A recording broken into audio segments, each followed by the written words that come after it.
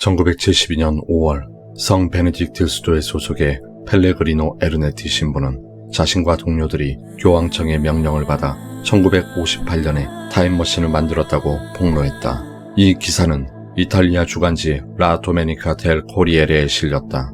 위와 같은 내용을 폭로한 펠레그리노 에르네티 신부는 1950년 어느 날 교황청으로부터 한 통의 편지를 받았는데 그것은 당시 교황 비오 12세로부터 온 편지였다고 한다. 편지를 받은 펠레그리노 에르네티 신부는 즉시 교황청으로 갔고 교황 비오 12세로부터 한 가지 임무를 받았다고 한다. 그 임무는 바로 타임머신을 개발하라는 것이었다. 교황청과 타임머신에 관한 미스터리한 이야기 지금 시작합니다. 1950년 성직자이자 양자 물리학자인 에르네티 신부는 비오 12세 교황의 지시를 받고 한 가지 가설을 세웠습니다. 모든 사물은 활동하고 움직일 때 에너지를 발산하는데 그것은 영원히 사라지지 않으며 파동으로 흩어지기만 하고 그 흩어져 있는 정보들의 에너지를 포착해 원래의 형태로 재조합하게 된다면 과거에 있었던 사건을 모니터로 출력하는 것이 가능할 것이라고 주장하였죠. 그리하여 자신과 함께 타임머신을 만들 과학자를 찾아 나서게 되었고 며칠 후 12명의 과학자를 섭외한 뒤 타임머신 그룹을 만들게 되었죠. 12명의 과학자 중 인공방사성 동위원소 생성 등의 업적으로 1938년 노벨 물리학상을 수상한 엔리코 페르미 박사와 훗날 미국의 아폴로 계획을 책임졌던 로켓 공학의 아버지로 불리우는 베르너 폰 브라운 박사가 포함되어 있었죠. 곧이어 그들과 함께 교황청의 비밀 연구실에서 타임머신 연구에 돌입을 하게 되었고 수년간 많은 실패를 거듭한 끝에 그들은 1958년 드디어 타임머신을 완성하게 되었고 크로노바이저라고 명명했습니다. 과학자들은 크로노바이저를 통하여 여러가지 테스트를 진행하게 되었고 1900년대 초 무솔리니가 연설하는 모습을 포착한 것을 시작으로 1797년 나폴레옹이 연설하는 장면, 기원전 63년 마르쿠스 키케로의 연설하는 장면 등을 보았다고 했죠. 또한 골고타 언덕에서 고난을 겪는 예수의 모습을 포착하는 데까지 성공했다고 합니다. 그러나 얼마 지나지 않아 교황 비오 12세는 크로노바이저가 악용될 것을 염려하여 폐기를 명령했는데요. 뿐만 아니라 크로노바이저와 관련된 설계도, 분해된 제품, 그리고 연구 자료 등은 교황청 비밀 창고에 숨겼다고 합니다.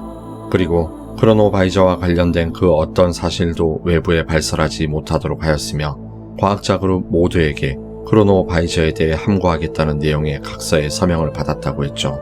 시간은 흘러 1972년 늙은 에르네티 신부는 더 이상 양심을 어길 수 없다는 이유로 한 언론사에 크로노바이저에 대해 제보하였고 그 존재는 세상의 표면에 드러나게 되었죠.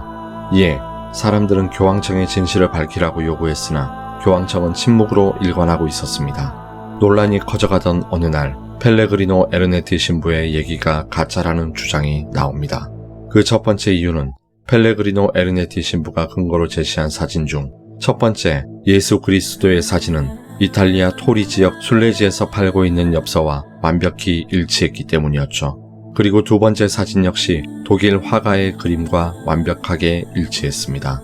거기에 펠레그리노 에르네티 신부가 근거로 제시한 엔니우스의 희곡 티에스테스 원본에 대해 고대 로마 문학 전문가인 캐서린 엘드레드 교수는 엔니우스의 작품이라고 보기에는 희곡의 내용과 문장이 허술하고 엔니우스가 죽고 250년이 지난 후에야 사용된 라틴어들이 사용되었다며 가짜라고 주장했습니다. 더불어 같이 개발했다는 두 박사는 바티칸에 온 적이 없고 다른 곳에서 연구 중이었다는 주장들도 제기되었죠. 하지만 펠레그리노 에르네티 신부는 교황청 내에 크로노바이저가 존재한다고 끝까지 주장하다 평생 사기꾼 취급을 받은 채 1994년 숨지고 말았습니다. 그리고 시간이 흘러 2002년 에르네티 신부의 친구이자 동료였던 프랑수와 브룬 신부가 자신의 친구의 명예를 위해 변호하는 주장들을 하기 시작했습니다. 그에 져서 크로노바이저 바티칸의 미스터리라는 책에서 에르네티 신부가 사기꾼 취급을 당할 때 왜 반론하지 않고 침묵했었는지, 어느 시점부터 인터뷰에 더 이상 응하지 않았었는지에 대한 속사정들을 얘기해줬으며 만약 타임머신이 없다면 1988년 제정한 교황청 법령 중 시간여행에 관련된 기계를 사용하면 즉시 파문한다라는 법령이 있었느냐며 에르네티 신부를 위해 변호해 주었다고 합니다. 일부 음모론에 의하면 미 국방성과 CIA에서 이 프로젝트에 깊게 관여했으며 크로노바이저를 모방해 만든 기계를 현재까지도 전략적으로 사용하고 있다고 말하고 있습니다. 하지만 이 모든 논쟁들이 있음에도 교황청은 이상할 정도의 침묵을 유지하며 무관심으로 일관하고 있는데요. 과연 바티칸 교황청의 비밀 창고에는 크로노바이저가 존재하는 것일까요? 아니면 수많은 미스터리한 사건들처럼 한 사람의 허튼 주장으로 취급되어지게 될까요?